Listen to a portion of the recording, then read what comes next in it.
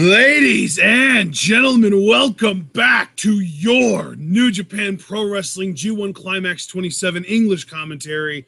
It is day 9 of the G1 Climax this year, and we've got 5 matches, and we've got Togi Makabe versus Yuji Nagata, Kota Ibushi versus Bad Luck Fale, Hirooki Goto versus Zack Sabre Jr., Hiroshi Tanahashi versus YOSHI-HASHI, and our main event of the evening, probably my favorite matchup that we're going to have so far, if not the whole tournament, Tomohiro Ishii versus Tetsuya Naito. John, how psyched are you for these matches?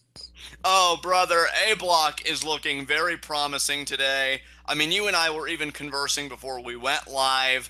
When Ishii faces a main event level player, and make no mistake about it, ladies and gentlemen, there is no bigger main event player, unless you're the champion Okada, in my mind, than Tetsuya Naito.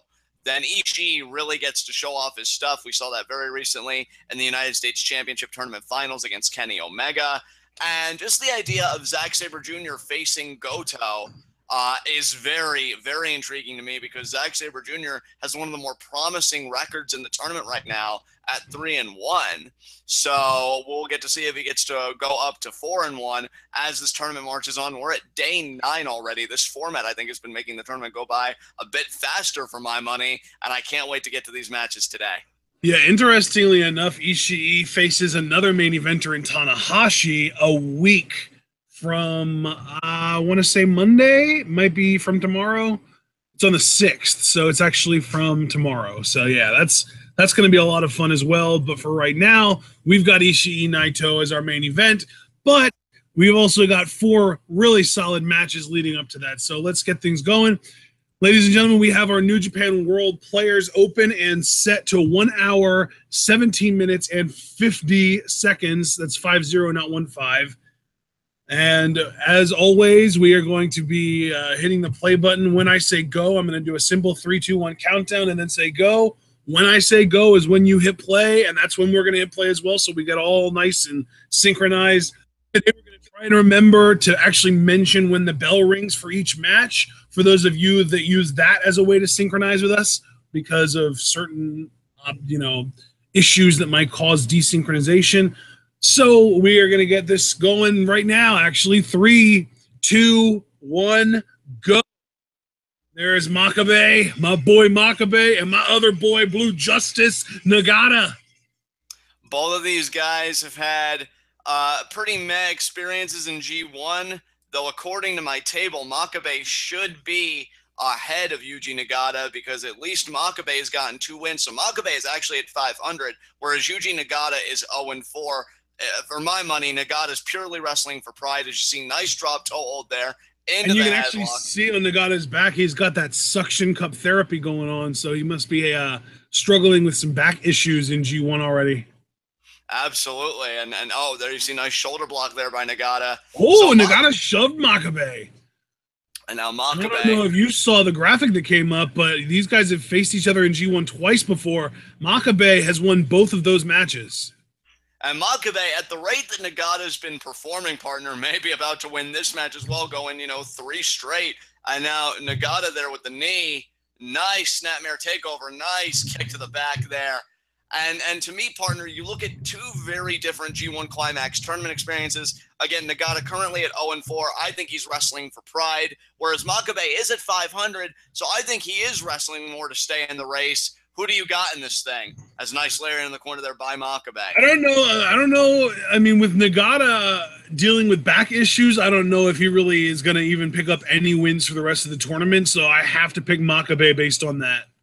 And I certainly agree with you. Even if the back issues weren't a factor, partner, I'd still have to go the Unchained Gorilla, as you see him targeting the back. Irish whip right into the guardrail there. And now I don't know. I kind of feel like Makabe still has another IWGP World title run left in him. And that's just it. And hell, he could prove it to all of us if he won his block and would go on to win the entirety of G1 Climax 27. Because as we've said, the winner goes to Wrestle Kingdom 12 in the main event and faces the IWGP Heavyweight Champion. At this moment in time, the champion is Okada. So they'd be having a date with Destiny with Okada. And Makabe would love love to get back to that mountaintop. And Nagata, of course, it's more personal for him. This is his last G1. You got to imagine that he wanted it to go so much better than this, so much more differently than what it has. Again, goose egg and 4, 0 wins, 4 losses. And given that Makabe has a winning record against him, if you're Nagata, I mean, the frustration has got to be mounting just a little bit. Yeah, Nagata's hurting. You can see he's holding his neck. He's in a lot of pain. Yeah, and see that, we didn't even really see that in the prior tournament matches, and he still lost. How the hell is Nagata going to perform in a winning fashion with an injury on top of everything else? I mean, there comes a point, Ashton, where even the best of men, your morale's got to deteriorate a little bit. Nice boot there to the Unchained Gorilla Makabe. You are right, though. Absolutely. I mean, Nagata is one of the best, but he's still human, and he's still almost 50 years old, and he's hurting, man. He's got the back problems. You see the suction cups on his back. He's holding his neck. He's got all kinds of problems going on, and we're only 4 matches. This is the 5th match he'll be into this tournament. So really, this is the kind of the halfway point, because everybody has 9 matches, and so far Nagata's had 4, and this is his 5th. So yeah, he's about halfway done with this tournament, and he's already in this much bad shape. And you see there, Nagata is mounting an offensive a little bit. We just saw that exploder suplex. Only got a 2 count from it, but now he's going to pick Makabe up. No, he's not. No, he's not. Not if Makabe has anything to say about it. There's the gut there from Nagata. Punch to the face. Forearm there. Irish whip. Reverse by Makabe into the power slam. Nice power slam there by Makabe. And that's just it. I mean, looking more on Makabe's side, because I think we've talked, sufficiently enough about Yuji Nagata's tournament experience. Makabe still has a dog in the fight. I mean, 500 is not the best position to be in, because obviously you always want a winning record, but better to be at an even keel and get to a winning record starting today than being in a losing record. 7, 8, 9, 10, punch in the corner. And we know he follows this up with the Northern Lights, but Nagata isn't even going to let him, because Nagata's body just gave out on him. He collapsed. Yeah, and you see Makabe even taking note of that, and now we're going to see if Makabe, he's changing tactics a little bit. Lariat in the corner. Lariat in the corner, and now it could be the Northern Light. No, he's going to go off the ropes. Big Lariat out the ropes, and he goes for the cover. 2, Nagata kicks out. Makabe looks angry at the ref.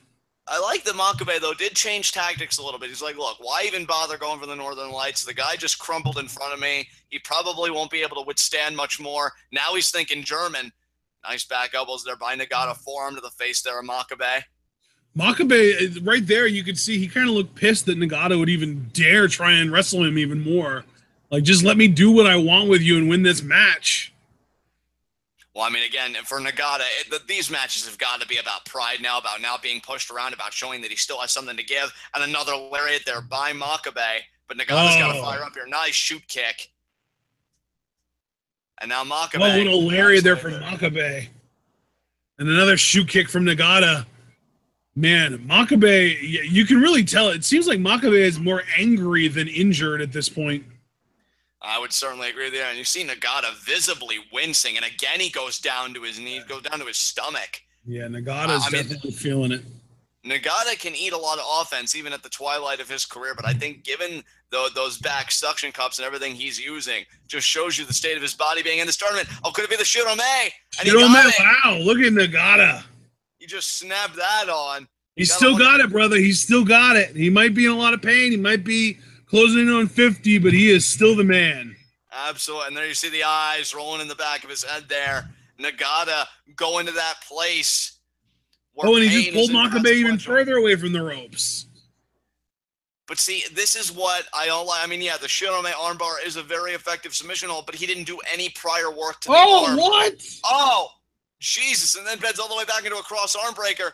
And Makabe did get to the ropes, but man, just bending all the way back. I've never seen Nagata do that. I was getting ready to say that he hadn't worked on the arm at any point prior to that maneuver, and now he's working on the arm. He is working on the arm now, though, for sure. Could be too little too late, though. We've seen him do this in his prior 4 bouts, and he still has a goose egg to show for it. And look at Makabe with a counter forearm there. And now Nagata looking a bit annoyed. And right back there to Makabe. Shoot kick to the thigh, shoot kick to the thigh. Another kick to the thigh. picks him up, kick to the back there, another kick to the back there. Oh, kick to the chest, so now alternating kicks, kick to the back. Nagata firing up another kick to the back. Man, Nagata has got this now. Now the mount punches beginning to rain down on Makabe's face. Surprised he doesn't have him locked in an Indian deathlock. Exactly. I mean, you'd really think Nagata would be amping up the viciousry at this point. And now Nagata... Intensity for sure, though. Absolutely. The intensity's all there. I mean, he is doling out blue justice, I'll tell you that right now. And we know that he loves to employ that bridging backdrop driver, but that's not going to be the time here. Oh, what a brainbuster. Beautiful brainbuster there. Hooks the leg. 1, 2. Makabe kicks out. Makabe oh, look at Nagata. Nagata's got a cut on his forehead. Saying Nagata. Backdrop driver! And he got it, but no bridge, though. And that again, hooks 1, the leg. 2. Again, though, I mean, we kind of discussed this the other day. The release variation of that suplex is more painful. It does more damage, even though it doesn't necessarily lead to more pinfalls. Absolutely. But and that's the thing. Oh, but he wants the bridge. He wants the bridge. Oh, wait. So it could be an O'Connor roll here. No. German, no. Makabe getting the back elbow, standing switch. Karate just chop. Chops to the back. And then a German from Makabe. Really seemed to kind of power through it. I know Nagata's no small man. And Makabe now, both these men are down. And, I mean, I got to give credit to Nagata for the flurry of offense, but, I mean, to me, this is still Makabe's match to lose. I mean, you just look at Nagata's record, you look at his mindset, and you know, I know you've got certain analysts, certain people in the business that say, that, you know, your mindset is 90% of the match. Depending on how you are mentally, you've either already got a 90% chance of winning or losing. And I would just really love to know Nagata's mindset, looking at his record and looking at a man that has beaten him in Makabe, but there's a boot there as he meets him on the top rope. Nagata may be thinking avalanche exploder, forearm to the face, and that is what he's thinking about here. If he gets this, he's got him hooked. Oh, but Makabe with the elbows. And I will say, partner, if you think about Makabe's positioning, this could leave Nagata prone to the King Kong knee drop. There are more forearms there by Nagata. Oh, chops to the neck. And Nagata looking to be stunned. Nagata is stunned. He's fading here slightly with each chop. He's trying to fire back, and there's the drop. There is the drop. And now it could be the King Kong knee drop to get the win here for Makabe. Nagata getting up. We've seen him do the standing he got him in the chest. Yeah, Makabe has been employing the standing variation as of late. It's used as sort of a setup for the traditional version, isn't it? It is, but I mean, Nagata already kind of stirring here. That is a surprise. You just caught a knee to the shoulder, homie. Oh, and a lariat there from Makabe. That might be it. Yeah. 1, 2, and Nagata still fighting, man. He is still fighting. You gotta respect the man that. Yeah, you gotta respect the man that just keeps going and doesn't quit. And there's the scoop slam, and here we go. Makabe going up top. This is gonna be it. Yep, there it is. He got it. That's the end. 1, 2, 3. Yeah, Nagata didn't kick out. He got his feet up. It looked like he might have, but no kick out. And guys, don't look now, but Nagata's 0-5, but Makabe now has a positive record, 3-2. Yeah, that is a very interesting development to me. Like I said, and the crazy thing is, he's been doing it without using the cheat code that he was using last year. So the odds of his sort of strategy getting kind of found out and him going on a big losing streak are extremely low. I mean, it's not impossible. It could still happen, but the odds are much lower this year of him going on a big losing streak than they were last year when he was using the ring post combo. Exactly. And I mean, I look at the situation, partner, and I just see it as such that, you know, this really could be Makabe's tournament to win. I mean, yeah, it does have 2 losses on the record. There are people better than him right now. But you know something, though? If Zack Sabre Jr. were to lose his match today, him and Makabe would have the same record. That's where Makabe is right now. You know, and we've got to remember that. I mean, I know we must look at some guys and we must think, oh, yeah, they've been really impressive. But when you go at it by the numbers, you'd be surprised how egalitarian certain people could be to each other with just 1 or 2 losses. And that's kind of where Zack Sabre Jr. is today, because if he loses his match to Goto, he's in the same space as Makabe, and Makabe, I think, lost his first 2 matches. So there you go. I mean, that's just the nature, the fascination to me of G1 Climax. So what match do we have up next, partner?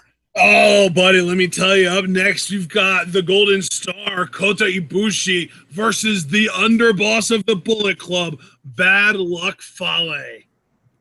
Very, very interesting to me.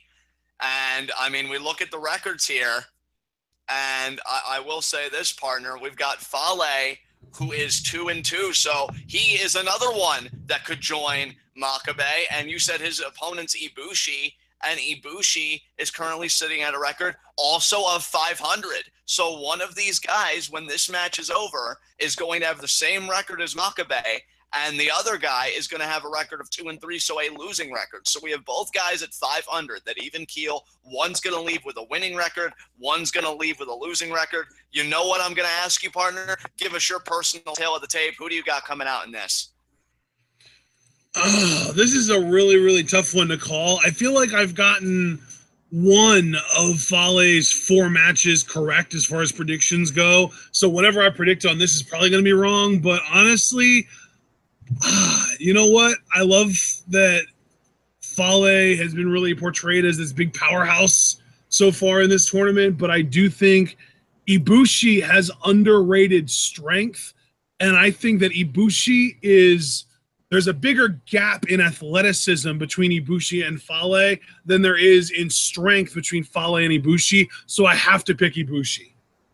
And you know what? I can understand that assessment. Here's what it comes down to for me, partner, when I look at the tail of the tape from my own personal perspective. You've got Fale, right? He's got the power. He's shown that he can have a bit of quickness when he wants to, when he's got that sense of urgency. He does? Well, when did he show that? Well, I mean, he can do splashes in the corner. He can, he can really impose his will that way. He can just come at you off the ropes when you feel like you're building some momentum. So he's got that stopping power. Yeah, so I definitely not an agile big man, but maybe a fast big man. He's explosive, maybe is the word. There you go. That's the perfect word, yes. Yeah, and like, so getting back to my perspective, he's got the explosiveness. He's got the moves that could put you away, the Tongan hand grenade and the bad luck fall. What it comes down to for Ibushi... And the falling coconut. You can't forget that. Yeah, and the falling coconut. You're right. What it comes down to for me with Ibushi, because here's... Oh, wait a minute here. Another cat may be about to be destroyed. Oh, Jesus. There it is. That look, Fale just tearing apart Daryl Takahashi's long-lost cousin. Oh, Jesus Christ. But again, if I could just finish my perspective here without Fale just destroying everything, I do agree with your assessment of Kota Ibushi being the winner. But here's the big question mark to me. We saw in Zack Sabre Jr.'s match with Fale, he exhibited great ingenuity, never gave up on the, and there trips up the ring announcer, never gave up on submission holds, never gave up on trying to beat Fale. To me, if you're Ibushi, you got to be prepared for a war of attrition. You've got to be prepared to be relentless in your offensive, and you got to be prepared to get creative. Zack Sabre Jr. won by blinding Fale with his forearm and stacking him up in a victory roll. What kind of creativity can Ibushi show? Because I will say this, I don't know if he can get Fale up for the Golden Star Powerbomb. And if he can't do that, he's got to find another way to win, lest he fall to a 2-3 record. I mean, for what it's worth, the Golden Star Powerbomb might be his primary finisher, but he does have a 630. He does have a shooting star press. He does have a 450. He does have a Phoenix splash. He does. And how many of those maneuvers he employs will be determined by how much he is able to wear down Fale. Because I believe Ibushi has the tools to beat Fale. Because keep in mind, Zack Sabre Jr. beat Fale, but Ibushi beat ZSJ. So by that logic, you'd think Ibushi would be able to beat Fale. And whether he does or not, only time will tell. I honestly think, though, that Ibushi is strong enough to get Fale up for the powerbomb. I mean, that's the big question, partner. It's the same question you had if you grew up in the Ruthless Aggression era like I did. Can Brock Lesnar get Big Show up for an F5? And he answered that with a yes. I do think Ibushi has great power enough to get Fale up for the Golden Star Powerbomb. Well, we're going to find out between the ropes, aren't we? As you see the ref patting both guys down. Yeah, I mean, the thing is, I mean, Ibushi definitely gives up a lot of size, and I definitely agree with you. See, look at that, though. Ibushi has already defeated Bad Luck Fale in a G1 match. I didn't even realize that, but we're seeing a graphic right now on the screen that says that, so it's not like it's impossible. So that tells me that there's a good chance that Ibushi could repeat that performance, pick up a second G1 win against Fale here. And would that make Ibushi 3-2 or 4-1? That would make him 3-2. Like I said, they're both at 500. Winner of this match leaves with a winning record of 3-2. Loser falls to 2-3. So very important match here. Nice shoot kick there by Ibushi. And I think we did cover that prior Ibushi-Fale bout. Did he win by countout or what? Because I don't remember him pinning Fale. Unless he did, it might have been with a crucifix. But I don't know like how he's going to beat him this time. And oh my God, shot right to the leg. And that's something else we have to be concerned about. If Fale imposes his will upon the legs of Ibushi, how is he going to plant? How is he going to get that momentum? I mean, those legs are everything to the Golden Star. And you see Fale targeting one. That could put Ibushi in worse shape than if Fale was just wrestling this like any other match and just imposing his will just at random with no concerted strategy. When you've got a guy that looks like Fale actually being more cerebral, I don't know if you have a more dangerous competitor in this block or the entire tournament. As you see now him isolating the limb. Oh, God, partner. Oh, God. Man. And all the weight coming down on the leg. Yeah, that's not good. Ibushi almost immediately out of the gate being put in a position where he's at a disadvantage against Fale. Maybe Fale realized that he's lost to Ibushi in G1 before, and he wanted to go out of his way to ensure that that never happens again. Oh, my God. And see, that's the thing. That's why 3-2 is such an important record, because at best, if you only keep yourself to 2 losses, you could still get 7 wins, right? And being at 3-2, that opens the pathway. Once you break out of 500 and you're on the winning end, I think psychologically that tells you, you know what, I'm still in this. I don't have to throw in the towel. And I think that kind of reinvigorates you as you get in this stage of the tournament. But if you're Ibushi now, even if you get that 3-2 record with a limb this messed up, I mean, that may leave you more distressed than confident. As you see the ref now trying to get Fale off Ibushi, but I mean, who the hell's going to stop this man? Yeah, that's the thing. I mean, really at this point in G1, nobody really gets disqualified. The only way that people are going to lose a match is by pinfall, count out, or submission. And Fale can pretty much do whatever he wants, it seems like, and no one's getting disqualified here. So there you saw. Partner, I gotta be. Fale just kind of jerked the leg of Kota Ibushi, and now he's kind of turning him around to do the same thing, I believe. Oh, he's going to do the lift-up knee smash. Yeah, there it is. Oh, and there it is, the knee smash there. And, partner, I got to be honest with you. Look, you and I have both been very professional, more or less, doing this commentary. We've only, for certain performers, really let our bias show. But I'm going to level with you here as he hooks the leg and Ibushi making a strong kick out there. I think this is what Fale's been missing all along. I don't want to be too critical of the man, but I think he's always missed that kind of psychological aspect, that cerebral aspect of, well, wait, I've got all this power, like that whole $1 million body nickel brain kind of thing going on. If Fale would use the muscle between his ears, I always thought he could be unstoppable, and we're seeing him use it here against Ibushi, and I don't think he's ever been more dangerous. He's just one body shot and then a clubby blow to the back, wearing Ibushi down. And now Fale's going to go off the ropes. There's a drop kick. But it staggers Fale only. Any other man would have taken him off his feet. Fale is only staggered. Won't be long before he regains himself. Oh, went for the shot. Another flurry of strikes there by Ibushi. What is Ibushi thinking here? And there's another shoot kick taking Fale down. And also very interesting. Oh, wait a minute here. Moonsault there. Hook the leg. 2. Fale kicks out. You know who else this is a very interesting match for, partner? A certain man in the B block, Kenny Omega. Because on the one hand, Bad Luck Fale is your stablemate, and then on the other hand, Kota Ibushi was your former friend, tag team partner, who you laid the gauntlet down. Hey, you win your block, I'll win mine. We'll meet each other in the finals. So very interesting. I'm sure that Kenny Omega is watching this right now. You got to wonder what he's thinking. Yeah, that's true.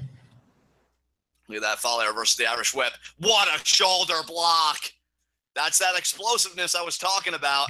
Just when you think Ibushi's on the mend, just when you think he's mounting an offensive, Fale just shuts him down. Just like that, Fale back in control of this match. And now he's got Ibushi by the throat. This could be a sign of a Tongan hand grenade. He's got the thumb. He's thinking about it. But Ibushi with the backflip goes behind. Is he going to be able to German suplex Fale here? If he can't German suplex Fale, there's no way he's going to get him up for a powerbomb. And they can't get him up for the German. There's the hard back elbow there by Fale. And, but Ibushi, again. I thought he might have gotten it that time. Really seemed to put his back into it. Fale, though, really great defensive power here. He's going to back Ibushi up in the corner. You know, John, I'm not sure if we were reading the graphic at the beginning wrong, but I've been doing a little bit of research while this match has been going on, and Fale actually, oh my God, the power. And there's the German. That's what I'm talking about right there, John. That's why I said I think that the athleticism gap between Ibushi and Fale is greater than the power gap between Fale and Ibushi right there, because Ibushi has a lot of power in that smaller body that he is going to be able to use to his advantage, and it's almost amplified by the athleticism. And partner, you're certainly not wrong, but you see how long Ibushi favored that knee, and now, oh my God, Fale sidestepped, and there the knee just crumples, and now Fale just able to continue the work. But as I was saying, G1 Climax 25 is the only other time these guys have met, and Fale beat Ibushi in that match. Oh, so he beat Ibushi. Yeah. That's very interesting to me. See, so I guess everything I said prior, I reiterate it, because he hasn't figured out a way to beat Fale yet. And this is looking just as detrimental because now they're going out into the crowd. Oh, my God. Oh, my God. And right into the empty chairs. Oh, Jesus. Ibushi just crumples. If you're Fale, you've got to be licking your chops thinking those 6 points are mine. And now, oh man, you see Ibushi still favoring that leg. You know what though? You've got to think if Fale was smart, he would have left Ibushi out there, gotten back in the ring, and taken the count-out win. And that's what I'm saying, man. I feel like, not to make fun of Fale, but I feel like he uses every muscle except the one between his ears. Because why aren't you going for the count-out right now? Ibushi just got an advantage. Is he? Right into the wall goes Fale. Right into the wall. Now what's Ibushi thinking though? Wait a minute here. Wait a minute here. Ibushi ascending the steps. He's going higher. Oh, what is he doing? No. No, it's not worth the 6 points. It's not worth totally blowing out your knee. That leg, the bad leg. Moonsault! Oh my God, the moonsault. And he's fine. And now Ibushi's going to go back. Is he going to get a count-out victory from this? That would be huge. Fale's not even stirring. He might, John. Oh, my God. Well, you figure he went from a certain height. All that weight, all that momentum came crashing down on Fale. Fale holding the back of his head. He's starting to stir a little bit. My God, if Ibushi could get the count out here, that would be huge. I mean, didn't Tanahashi... That's a very creative way to beat Fale for sure, though. I mean, absolutely, because according to my records here, Tanahashi beat Fale the same way. I mean, granted, not with a moonsault, but with a sling blade on the apron, he got a count-out victory. Fale may get his second count-out loss here. He's starting to get up. He's starting to stir. Ref's counting, though. What's the referee up to? 16, 17. He's going to make it. 18, he's back in. But look at Ibushi, though. He's all the way on the other side. Is he going to springboard? Yeah, he's definitely going to springboard. Maybe a drop kick. I mean, it is advantage Ibushi right now. Springboard drop kick, and it took Fale off his feet. Hot damn. I don't think that would have taken Fale off his feet. It looked like Fale kind of tripped over. Oh, what a lariat from Fale. And that's what's always heartbreaking, Ashton. And I've said this before in prior matches. You could be a high flyer, do this whole flurry of offense, but when you've got the power, the mass, and just everything that Fale does, you need only one power move to be the equivalent of that entire flurry from a fellow heavyweight. But I mean, to me, Fale's a super heavyweight at most. And now it could be the bad luck fall here. Could be Night Ibushi. And this is how he beat Ibushi in their last G1 match. But Ibushi does wriggle his way out of it, gets his feet up, sunset flip, goes for the pin, and Fale kicks out. That's just Ibushi, though, with the shoe kick to the head. Is that going to be it? 1, 2. No, Fale kicks out of that too. Fale staying in it. What does Ibushi have left? Again, that's a part of Ibushi's arsenal that we don't really talk enough about. We've got to remember Daniel Bryan said on commentary in the CWC that he's never been kicked harder by anyone than Kota Ibushi. And that says a lot because my knee. God, the knee. And now if I'm Ibushi, wait a minute. Ibushi needs to pull a high-flying move out of his arsenal. He has so many. He needs to do one of them here. Partner, he's thinking about it. He's thinking about He's thinking powerbomb. He's thinking powerbomb. No fucking way. Oh my God. Is he pile driving? He got him up off his feet, but barely. Oh, and now Fale with a Samoan drop. That would have been the most incredible feat of strength I've ever seen in my goddamn life. Yeah, you saw Ibushi with his arms. He did the whole clasp and then bringing him down thing like a pile driver. So he must have been thinking pile driver. Coconut drop. 1, 2. And Ibushi kicks out. Ibushi is showing so much heart right now. I'm so impressed with him. He's doing such a good job of just staying in this. He needs to get more creative with his offense. Oh, no. Not even matter. That's it. That's it. Oh, he's going to go for the bad luck fall. Yeah, welcome to Fale's going to win this with the bad luck fall. And there it is. The exact same way he beat Ibushi 2 years ago. 2, 3. 3-2 Fale. He joins Makabe with a winning record. Ibushi falls to 2 and 3. Yep.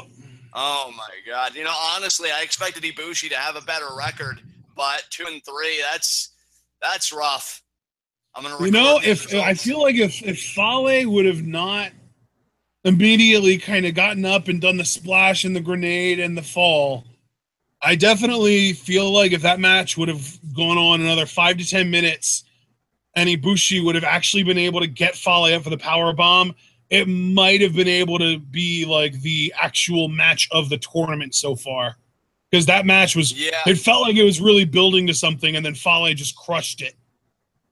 Yeah, and then, I mean, what does it say, though? I mean, granted, it's inconsequential because Fale won the match, and that's the main story here. But what does it say about Fale's sense of urgency and the fear that Ibushi might have put in his heart, that he wasn't even content with the coconut drop. He wasn't content with the tongue and hand grenade. Fale literally threw everything at Ibushi to ensure he'd get the 3 count. That, to me, says a lot, because Fale's one cocky dude. He believes he owns the room, and right now he owns the 3-2 record.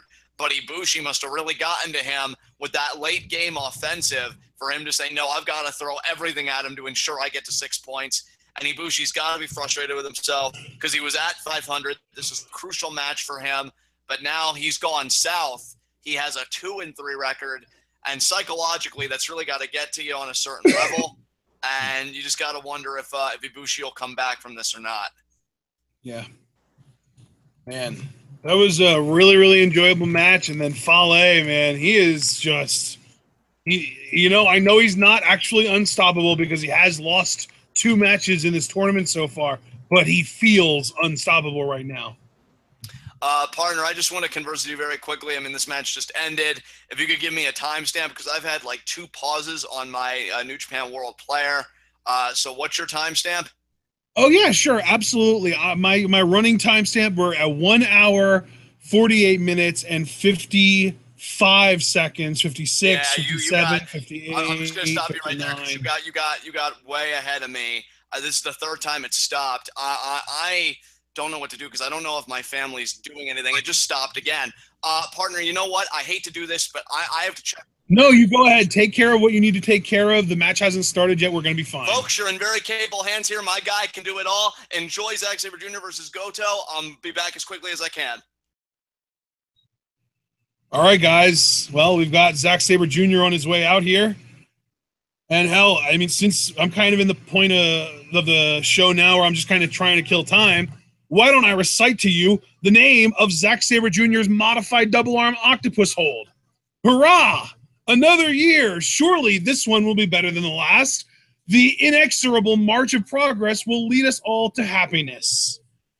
I don't think that actually took up enough time for John to be back yet, but that is a ridiculous name for an individual move. And I love Zack Sabre Jr. for it because it reminds me of old, like, early to mid 2000s pop punk bands like freaking Fall Out Boy and Panic at the Disco and that kind of stuff. So Zack Sabre Jr. naming conventions are amazing. He is in Suzuki Gun, though, and there you see Desperado with the Suzuki Gun flag holding it up proudly. And now we've got Hirooki Goto. Goto is a really strange case because he's been near the top of New Japan for so long. This is a 38-year-old man who's been around in New Japan, I want to say since like 2003. He's just been around forever. And yet the most prestigious title he's ever held in New Japan is the Intercontinental Championship. And he's held that twice in what's been a 14-year career. He's been a junior heavyweight tag team champion one time. He's been an IWGP tag team champion once with Shibata. He's held the Never Openweight Championship, and he did win G1 Climax 9 years ago in 2008, but he's never, in his 14-year career with New Japan, never held the IWGP World Heavyweight Championship. So, really, Goto... I am back. I didn't want to cut you off because I know you were making a point. I think I found the source. It was actually coming from me, oddly enough. Steam, without my permission, was downloading something. Could we resync up by any chance? Because, oh, geez, I don't know what's going on. I thought I fixed the problem. It's still kind of pausing on me. Are we seeing in-ring action right now from you? No, not yet. Goto just kind of got in the ring. He hasn't even, the bell has not rung yet. The ref hasn't even checked these guys to see if they have any, paraphernalia on them or anything like that. So, right. If you could pause at a certain point, because I still have like slight pause. Sure. Maybe it'll be good now. I'm trying to figure out a solution. Okay, so I am going to pause at 1 hour, 52 minutes, and 15 seconds. And I am just going to kind of let you handle on your end what you do as far as catching up and maybe figuring out what we can do to make sure that you don't keep getting these hiccups. Yeah, I really apologize about this, folks, because I know it's been a very fun day of the tournament. I'm going to see if this works. I just refreshed my stuff again. I've got nothing going on Steam. Nothing should be going on. And nothing should be going on my other stuff. So it seems to be playing good right now. Hopefully I can keep pace. Even if I do have hiccups, I'll just try and circle back. You know what, though, John? I will say, to be fair, I have noticed just in the last 15 minutes or so, you not a lot, but you have been cutting out a little bit, and there has been a little bit of robot voice going on. So it might just be an internet problem on your end. You did say that Steam was installing or downloading something without your permission, so that might have to do with it as well. But yeah, it's been internet problems on your end are definitely happening, and it's noticeable to a degree. I see. Well, see, it's funny you say that, partner, and concerning because looking at my internet, so I haven't noticed a drop. I'm just, reading off what it says. I would do a quick disconnect and connect, but we're in a hangout here, and yeah. I don't know what that would mess up. So I guess we'll just power through this. Am I sounding any better now? Yeah, maybe a little bit better. Yeah. I feel like you still cut out a couple times there, but there's less robot voice going on. So I mean, to be fair, you've been kind of cutting out too for me, but I've still been able to understand you. So I don't know what the issue is. I don't know. Maybe we'll figure it out, but we don't really have time to figure it out right now. So just get to 1:15 and we'll do this. Yeah, I am there. So if you could just do a countdown, we'll resync with everybody. Yeah, you're seeing Zack Sabre Jr.'s face. Yes, I'm seeing Zack Sabre Jr.'s face, guys. It's Zack Sabre Jr. It's Hirooki Goto. This will be a chance for all of you guys to resync up with us as well if you kind of fell behind. So when you can, just do your 3, 2, 1, go, and we'll do this. All right, guys. 1:52, 1 hour, 52 minutes, 15 seconds. 3, Same deal as usual. Same deal as we did earlier. 3, 2, 1, go. And ZSJ, and we're about to get a bell ring. Actually, and there it is. Bell just rang. And this, to me, is a huge matchup here. I mean, Goto, very capable performer, as is Zack Sabre Jr. When I give you the tail of the table, rather than the tape, if you will, as we got the lockup going on, ZSJ has a 3-1 record. So pristine, impressive. John, pristine. A pristine record indeed, partner. Meanwhile, Goto is at 500, so very intriguing circumstance. If Goto beats Zack Sabre Jr., they both have 3-2 records then, and they both join Makabe. But if Zack Sabre Jr. could beat Goto, and what a shoulder block there by Goto. As you see, know, it's funny, John, because I actually pointed out in against Fale, ZSJ gives up power to everyone he faces. He is used to being up against someone stronger than him because pretty much everyone is stronger than him. He's not a strong guy. But what Zack Sabre Jr. has, first of all, to his advantage is Desperado at ringside, but also is technical leverage and ability. Absolutely. And you see both of those things just came to the forefront right there. Desperado tripping the foot of Goto, and then Zack Sabre Jr. capitalized to get him in this abdominal stretch with the forearm grinding against the face. Goto gets to the ropes. I mean, brother, if Zack Sabre Jr. was able to win this match and get to 4-1, that is an elite record for this particular block because he's not sharing a block with Omega and Okada. If Zack Sabre Jr. was to do this 4-1, he really would be leading the pack in my mind at this point. Meanwhile, if well, yeah, I mean, he and Naito are the only people right now that have the opportunity to go 4-1. If Naito also wins today, he would be 4-1. That's right. That is true because he has a 3-1 record. Oh, inverted Indian deathlock. Look at this. Beautiful. And with a Fujiwara armbar, a seated Fujiwara armbar combined with an Indian deathlock into a pinning combination. Are you kidding me? Beautiful. 1, 2, and Goto kicks out. But how much did that have to hurt? That was ridiculous. Absolutely. I mean, like I said, Zack Sabre Jr. between those ropes for me is a genius. There is no doubt about it. He is so gifted between those ropes. I call him the heir of Suzuki Gun. Maybe one day we'll be calling it Sabre Gun. You never know. And what a boot right there to the midsection. I mean, partner, I never even got to ask you, given our issues, and now we're kind of getting back in our groove here. You look at your own personal perspective. We both come at things from different perspectives. Do you have ZSJ winning this, or do you think Goto's going to drag Zack Sabre Jr. not only down to his level, but Makabe's level and a lot of other levels, pretty much immersing Zack Sabre Jr. with the rest of the pack rather than ZSJ standing out from it? You know, I'm rooting for Zack Sabre Jr., but objectively, I think Goto might take it.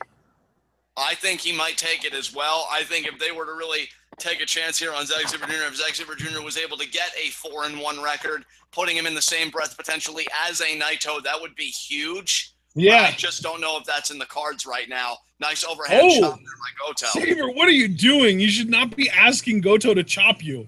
He's one of the 2 or 3 best pure strikers in New Japan. And there's the lariat. What a lariat there by Goto. Zack Sabre Jr. goes down. And now Zack Sabre Jr. here, checking his mouth, checking everything. Got to shake the cobwebs out of his head. That lariat hit him hard. That was hard contact there. And now Goto trying to power through. And nice spinning wheel kick there. And backdrop driver there by Goto. And by the way, I actually forgot to mention Tanahashi is also 3-1, so he also has an opportunity to go 4-1 today. That's true. And Zack Sabre Jr. was the one in that 3-1 record. So that's right. And Ibushi was the one in ZSJ's 3-1 record. Could be a dragon here. He's got the full Nelson. Back elbow, Goto. Oh, but ZSJ off the turnbuckle, go behind into the octopus stretch. Notice how that go behind is so much like Minoru Suzuki's before the sleeper, except with ZSJ, he employs. It really is highly, highly reminiscent of Suzuki. Exactly. And there you see him now just digging the fist. Oh, and he's got the arm cranked. Oh, and bending the fingers back and now grinding the elbow into the side. Like pain on all fronts right now. And Goto, I'll tell you, I can't even think about hitting a GTR when I'm being contorted all these different ways. Oh, but you might. Oh, look at this. Zack Sabre Jr., though, right into the sleeper and now into the guillotine. Oh, and into the Kimura. Beautiful. Just goes from one hold to another hold to another hold, and can Goto counter. It seems like Goto's powering out of the Kimura, but ZSJ's trying to manipulate his joints to put him back into it, but no. Ushi-Hiroshi! Yeah, he really fell into that Ushi-Hiroshi. Didn't really have the same oomph as others do. I mean, still effective. You're talking about a knee. I mean, you got to remember, most of the time when he does the Ushi-Hiroshi, he gets him up in the fireman's carry, does a spin with them on his shoulders, and then drops them into it. So it disorients them, and it kind of allows him to manipulate their bodies better. But in that case, ZSJ was a little bit more in control. Exactly. There's the uppercut there. Went for the what a lariat. Nice lariat there by Goto. Goto firing up back in this. Desperado still at ringside. Still Is he seriously going for the GTR already? Yeah, ZSJ's not going to... a jumping Northern Lights into an armbar. Unbelievable, Sabre.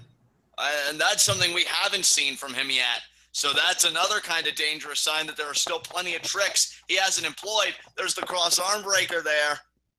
Desperado trying to hold on to the rope. Goto gets there. I'll tell you what, though, Suzuki Gun would love. I mean, can you imagine if Zack Sabre Jr. won the A block, if Suzuki won the B block, if it would be an all Suzuki Gun final? And now just bending the fingers back. Teacher versus student sounds like a match I can get behind, as Goto now is just being violently contorted again. Oh my God, the wrist joining the fingers. Oh my God, the contortion of the arm. Again, very reminiscent of how Suzuki likes to work over an opponent. There's a forearm there by Goto, another forearm there by Goto, a third, finally breaks free off the ropes. Zack, though, ducks the lariat, back to the arm, kicking the arm. Oh, and sweeping the leg. And now ZSJ with the penalty kick. Oh, but Goto returns with the lariat. Goto, I'll tell you what, the man's been in wars. He knows how to eat a beating and keep on going. But Zack Sabre Jr., he's not done yet either. I think Zack Sabre Jr. knows the opportunity that's in front of him, partner. I think he knows, hey, I have a chance to really cinch this thing, to really kind of carve my place in the A block, to be a leader. If I go 4-1, you're talking 8 points in my block. That's a beautiful standing to have. And now, uppercut there. But Goto could drag him back down. Oh, guillotine. Guillotine there, beautifully done. Excellent body scissors. And you see him sinking in deep. Goto, on the other hand, could get to 6 points and keep Sabre at 6 points with another loss. Imagine pulling yourself up but dragging another man down. That's what Goto seeks to do. Could be the knee bar. What is ZSJ doing right now? Hitting combination into a bridge. 1, 2. Oh, Goto barely got his shoulder up there. Barely. That was great body manipulation by Zack Sabre Jr. to be able to go from potentially a knee bar to that pinning combination. I mean, just excellence. And now... Oh, wait a minute. Goto wants a DTR. ZSJ rolls him up. This could be another this might be it. This might be it too. No, Goto kicks out. Goto again. I mean, got to give credit to Zack. How many times have we seen Phoenix win big matches with that in Lucha Underground, John? Exactly. I mean, that is one of the deepest pinning combinations you could execute. And speaking of execution, I'm really starting to think that Zack Sabre Jr. is the modern-day excellence of execution. Maybe he's the one. Oh, he went for the penalty kick, but Goto caught it. You don't use Shibata's moves on Shibata's best friend, Goto. Exactly. There's a nice forearm to the face there. Goto trying to rally. Goto realizes this is his chance to break away from the even record, get a winning record, get back in this thing. Uppercut. Uppercut there. Zack has a winning record right now. Forearm from Goto. Oh, man, Goto. He's egging Zack Sabre Jr. on, saying, like, come on, come on. He feels the tide shifting. Goto really believes he could have this here. Zack Sabre Jr. to me is not going to win a strike battle against a man with the power of Goto. You know what? I never really noticed it before, but Zack Sabre Jr. is actually taller than Goto. You can see it there with the side view. And now, with this forearm exchange here, exchanging soup bones are these two, but this is not Zack Sabre Jr.'s wheelhouse. Oh, wow. Look at how aggressive Sabre was during that exchange, and Goto still got the better of him. Exactly. And now Goto going to go off the ropes. But the kick to the head, and then the kick to the arm, and then the kick to the other arm, and then the overhead chop, and then the knee to the stomach. But I think Goto got the headbutt. Oh, and a lariat from Goto. You got to appreciate Zack Sabre Jr. bringing everything to Goto. He wants to be 4-1 so bad. So bad. And who can blame him, wouldn't you? Oh, my God. At this stage of the tournament, absolutely. And what a shoot kick there from Goto. Oh, and he's setting up. He wants the GTR. He might get it this time. He's going to get it. Yep, that's it. Oh, my God. That's going to do it. 1, 2, 3. And Goto evens the playing field. Both he and Zack Sabre Jr. now 3-2. Yeah, I'll tell you what. That's a very intriguing development there. Because now both these guys are at 3-2. And you just got to wonder now how that's going to transform Zack Sabre Jr.'s tournament experience. And, you know, that to me is game-changing because now, on one hand, you've got Goto. He just broke away from the pack. He was at 500. Now he has a winning record at ZSJ's expense. Now, the curious thing is ZSJ still has a winning record, but he's still only at 6 points. He had a chance to get to 8 points, which would have been beautiful. He would have had a chance potentially to outmatch Naito, but now it could be Naito who has the distinction of, no, I'm leading the pack because I'm 4-1. So if you're Zack Sabre Jr. Again, though, remember, Tanahashi's also 3-1, and he's facing the 1-3 YOSHI-HASHI, so we could have up to 2 4-1 competitors after tonight. That is an excellent point. And if you're Zack Sabre Jr. partner, it's got to be so maddening that you're not joining them, that you're not in that discussion right now, all because of Goto. And that's the reason I picked Goto, because the thing with Goto, I mean, we already know he's one of the top 2 or so pure strikers in New Japan, but we tend to kind of underrate his technical ability. And even though he did win that match with mostly strikes, I think that his ability to counter and kick out of some of ZSJ's I'm going to tie you in a knot and hope you can't get out of it moments were really the reason he didn't lose that match rather than the reason he won it. He won because of strikes. He didn't lose because of technical prowess. Exactly. And, I mean, I got to tell you, this next match is very intriguing to me because you've got Tanahashi, who, to your point, partner, also alongside Naito now. Only 2 people with 3-1 records left. I mean, by Goto winning, that kind of helps Tanahashi and Naito break away and make their own distinctions in the block. Tanahashi only had 1 loss, which was to Zack Sabre Jr. And the other key thing to note is I like to note every time it's a champion matchup in a block, Tanahashi is the Intercontinental Champion. He already owes an Intercontinental Championship match to Zack Sabre Jr. Zack Sabre Jr. made Tanahashi tap out. Now, can you imagine the upset if YOSHI-HASHI were to beat Tanahashi and get himself an Intercontinental Championship match? That would be the biggest opportunity, I would have to believe, in YOSHI-HASHI's career since doing singles as a heavyweight. So YOSHI-HASHI, very big match in front of him here. But partner, just to get my tail of the tape out of the way early, I see Tanahashi going 4-1. You know, I like to pick upsets a lot, but this is just not the kind of match that lends itself to that. You've basically got Tanahashi, who's a master of all, versus YOSHI-HASHI, who is a jack of all, master of none. Absolutely. And partner, I mean, look, for my money, if you want to talk about upsets, that'll be our main event because I fully believe in Ishii's capability to beat Tetsuya Naito, and I'm sure you'd have no problem agreeing with that. As you see now, YOSHI-HASHI kind of greeting the fans here. So yeah, if we're talking about upsets, if we're talking about people that can win, I would think that that's going to come in the main event because the Stone Pitbull could really bring Naito down to 3-2, and Ishii would elevate himself at that point. Just looking at my table early, I think he too is at 500, so he would go to 3-2, which that's amazing for Ishii. That would be absolutely incredible for him. So yeah, these next 2 matches I think are going to be so telling. And very excited for this, but I am admittedly more excited for the main event. I think Naito versus Ishii is going to be a barn burner, but we'll see what YOSHI-HASHI can bring to Tanahashi, the Intercontinental Champion.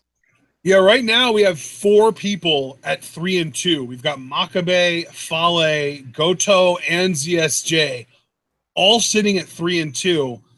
If YOSHI-HASHI and Ishii win their respective matches, we'll have 7 people with the same record at 3-2, and nobody with a better record than that. Yeah, that to me, I'll tell you, will really intensify the interest in the block. because really it's all a matter of who's going to be a leader, who's going to make those distinctions. And unless nobody gets to 4-1 today, which again, both Tanahashi and Naito have that opportunity. If the most impressive record is 3-2, I mean, that still leaves a lot of winners up for grabs. You know, I mean, again, if Ishii were to beat Naito, Ishii would be back in the race. If YOSHI-HASHI were to win, I don't know if that would put him back in the race, because I think that would only put YOSHI-HASHI at 500. Actually, yeah, it would put him at 500 because he's 1-3 right now. Actually, no, it would be 2-3 at that point. Then I'm mistaken. So YOSHI-HASHI would still have a losing record, but I think in the grander scheme of things, YOSHI-HASHI would be playing spoiler. And that to me is and really the thing is, if YOSHI-HASHI does win and go to 2-3, and we get that big grouping of 7 people at 3-2, then that means YOSHI-HASHI's only 1 match behind the top rating, the top record. Exactly. And that is very true, partner. So I think if you're YOSHI-HASHI, psychologically, I mean, this match is a huge match to win. Can you do it is another story entirely. So we'll see what he has to offer here. Is Tanahashi always looking confident? And the funny thing is, we talk about Tanahashi and Naito kind of competing with each other right now in this block. It was Naito who Tanahashi beat with his cloverleaf submission to become the Intercontinental Champion. So there may come a time, partner, where these two have a date with destiny, fighting for much higher stakes, and that's for the winner of the A block. Because I'll tell you, stakes don't get any higher than G1 Climax. You get a world title match, and you get that match at the biggest stage New Japan Pro Wrestling has to offer, Wrestle Kingdom. And I know Tanahashi would love to go back there. He's main evented so many of them. And Naito would love to be there. I mean, he may be apathetic about a lot of stuff, but Naito would not be in this tournament if on some level, you know, he didn't care about main eventing a Wrestle Kingdom. So referee now patting down both guys. I mean, let me ask you, partner, because, I mean, you're pretty good at reading people, you know, in my history, and we talk about a lot of guys. There's no prior head-to-head history between these guys. That's also very interesting. If you're YOSHI-HASHI and you know that you could still come out with a losing record, now, again, to your point, climbing out is still climbing out. And YOSHI-HASHI, I mean, better to get another win and getting a foothold, getting yourself out of the grave than nothing at all. But do you think psychologically you're distressed at all that you have this kind of abysmal record right now, and your next obstacle is the Intercontinental Champion, and the guy that before Okada came along really was running this shit? Do you think that gets to you at all? Or do you think that kind of fires you up to really prove yourself? I mean, I think it definitely has to weigh on the back of his mind, but hopefully YOSHI-HASHI is the type of performer to thrive off of that rather than crumbling underneath it. I mean, I still think about the YOSHI-HASHI, right, that beat Kenny Omega. And I think if that YOSHI-HASHI shows up tonight, he'll be getting himself a future Intercontinental title opportunity. He'll be bringing Tanahashi down to 3-2. Yeah. And he'll be bringing himself up. And the thing up. is, too, YOSHI-HASHI, really a lot of the performers in New Japan adapt on a yearly basis. They have to grow, they have to evolve, they have to change certain things on a yearly basis because of this G1 Climax. YOSHI-HASHI has not faced Tanahashi since 2013. And it wasn't even just 2013. It was the first week, or the last week of 2013. So basically, it's been about 3.5 years since these guys last had a singles match with each other. So I think that there's been so much that's changed in that time that the fact that Tanahashi did win their last meeting doesn't really even have any weight at this point. And that's an excellent insight, partner, because I think when you've got a match that's like that far apart, because you said 2013, and you see there YOSHI-HASHI, kicked out. I look at Tanahashi reverse the leverage, and now YOSHI-HASHI kicks out. I think when you look at those kinds of specs, that the match was like 4 years apart from this stage today. YOSHI-HASHI, I think, has grown so much in that time. Not saying Tanahashi hasn't. You know, Tanahashi doesn't really look like he's slowed down much. If anything, his game only gets further and further refined and improved upon. And now Tanahashi off the ropes. YOSHI-HASHI, though, follows through, picks the leg. Trying to I mean, the thing Tanahashi. is, John, it's worth noting, YOSHI-HASHI didn't even start using the butterfly lock and karma pump handle half Nelson driver until last year. So the last time these guys met, YOSHI-HASHI wasn't even using those moves. Excellent insight again, partner. And really thinking about all that growth of YOSHI-HASHI, has he grown enough to stand in the same ring as Tanahashi and win. Obviously, he's competing with him, and they got to be in the same block, so this is a momentous opportunity for YOSHI-HASHI. Can he seize it, though? Can he get it for all that it's worth? That remains to be seen as you see Tanahashi strumming that air guitar. And that's, look, I say a lot about Tanahashi if you guys have joined us for past New Japan coverage. I don't apologize for any of it, but I've always said in the same breath that he's one of the best competitors, not just in New Japan, but in this business. When we think about the pro wrestling business, I think you look at Tanahashi and you say, that guy was a forerunner. That guy was a leader. That guy was a torchbearer, and you're seeing why right here. He is picking YOSHI-HASHI's leg apart. He is showing that veteran instinct. He is showing that instinct that has made him a multi-time, not only IWGP Heavyweight Champion, but Wrestle Kingdom main eventer. And now look at this Indian Deathlock here by Tanahashi. And now he's going to do... If I remember correctly, Tanahashi's one of the people that doesn't stand up with the Indian Deathlock. He just kind of locks it in. Exactly. And now... you see there, he's got it locked in nice, kind of cranking on it there. And YOSHI-HASHI, that's the thing. He is a momentum-based competitor. You get your legs taken out. That does make it a bit more difficult. Tanahashi hasn't even started employing dragon screws yet, and he's already weakening the legs. That's a terrifying thought to think about, that this isn't even the worst that YOSHI-HASHI could endure. There's still so much more agony to be experienced. And you see now YOSHI-HASHI trying to pull himself, along with Tanahashi's weight, to the bottom rope. Can he get there? And partner, this is brilliant strategy by Tanahashi, at my estimation. I mean, absolutely. Tanahashi is basically going on the offense to, in a way, sort of prevent YOSHI-HASHI from being able to do the same thing. Because you know Tanahashi is still feeling some arm pain. That right arm has been damaged this whole tournament, and it doesn't help that his tournament started with Zack Sabre Jr. So really, it seems to me that he is going out of his way to target the leg of YOSHI-HASHI so that YOSHI-HASHI is too focused on his own pain to worry about, oh yeah, that's right, I can pick on Tanahashi's arm. Exactly. Oh, and there's the kick to the chest. Yeah, that Tanahashi reverses the Irish whip. Oh, but the headhunter from YOSHI-HASHI just flipping there, dropping Tanahashi on his head in a sort of a hybrid DDT neckbreaker combo there. Yeah, I mean, that YOSHI-HASHI exploding with that headhunter to me, and that could create a small opening for an offensive there. The forearm there, the body shot, the chop. Now Tanahashi, they're receding into the corner. YOSHI-HASHI maybe thinking Irish whip. And in the opposite corner, he gets Tanahashi it. in the corner. Oh, but YOSHI-HASHI with the big chop. Nice chop there by YOSHI-HASHI. And now YOSHI-HASHI gets him up. Oh, he's going to do the neck breaker here. There it is. Nice neck breaker there by YOSHI-HASHI. Hook the leg. 2. Remember, he calls that the bunker buster. That's right. Bunker buster there by YOSHI-HASHI.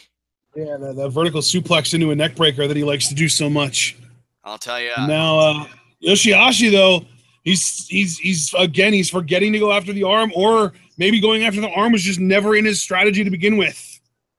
I got to tell you, man, I mean, I hate to be hyperbolic, but I really do see this. And as you see there, YOSHI-HASHI gets the boot up on the arm. And that was the wrong arm, though. He got it on the left arm when Tanahashi's right arm is hurt. And there's the first dragon screw of the match. Yeah, that dragon screw. Beautifully done there. But I was going to say, oh, could it be the cloverleaf? He's won a match with this already. He's won one match with this. Hell, he won the Intercontinental Championship with that move. There's a drop kick to the knee, though. YOSHI-HASHI was able to fight out of it, but Tanahashi, though, still singling out. There was a point in time when I was one of those people that was like, oh, but have we ever really seen Tanahashi win with the cloverleaf? And the answer to that question now is absolutely yes, we have. And it was arguably the biggest match that he's had in the last year or so. And there is the clover. Oh, my God, and he's sinking in deep. That could do it. And that's the thing with Tanahashi. Tanahashi is a psychopath. He's sadistic. He will literally back up to get the cloverleaf at a higher angle to inflict more pain, even if it means allowing his opponent to get closer to the ropes. So if you see YOSHI-HASHI start crawling towards the ropes, well, there he got the rope. But a lot of the time, if you see your Tanahashi's opponent crawling towards the ropes and it kind of like lowers the angle and releases some of the pressure, he'll actually back up with them to increase the pressure, make it more painful, even though it allows them to get even closer to the ropes. So yeah, he is an absolute psychopath. He is a sadist at its finest. And that's the thing, partner. I look at Tanahashi, right? And I think the biggest is, and there's another dragon screw. Another dragon screw. And that's the thing. You look at all these guys that have been the faces of a promotion or the torchbearers or whatever term you want to use.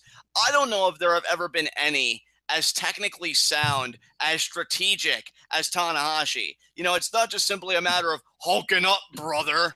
I mean, Tanahashi actually does put thought and a game plan into his matches, and I think that makes him one of the most dangerous torchbearers of all time. Because, I mean, my God, how well-rounded do you have to be? But this could be a shoulder breaker here from YOSHI-HASHI.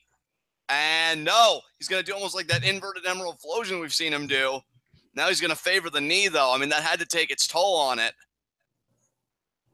And Tanahashi, I don't think he expected to get hit with that, but he did. And now YOSHI-HASHI trying to mount an offensive here, but that knee has got to be killing him. I mean, just imagine, partner, if somebody was relentless, you're trying to get a little bit of reprieve, you're trying to get a little bit of rest on a body part that's just aching and every second just throbbing with pain, and they don't let you have it. And that's just how relentless Tanahashi's been here. YOSHI-HASHI, though, trying to battle back. But again, back to the knee goes Tanahashi. 3 kicks to it. Seems to be a bit of a common theme with Tanahashi is relentlessness. Exactly. I mean, that's how he became as successful as he's been. And that's just it, right? That's the price we pay to be successful, says Tanahashi. And now, the forearm again. YOSHI-HASHI, though, not to be denied. And, you know, I was getting ready to say much earlier until Tanahashi threw off that first dragon screw. I don't want to be hyperbolic, but I look at this match, I see this as a life-changing match for YOSHI-HASHI. Because if he can say that he beat Tanahashi, he beat the current Intercontinental Champion. I was going to say, yeah, not only is that a big deal on paper, but that's a big deal in real life because it does grant him an Intercontinental Championship match. And look at this. Is he going to use the shoulder breaker? That's shoulder breaker in a tombstone position. And, Meteora. Hook the leg here. 2. Tanahashi kicks out. But, I mean, to your point, partner, that's right.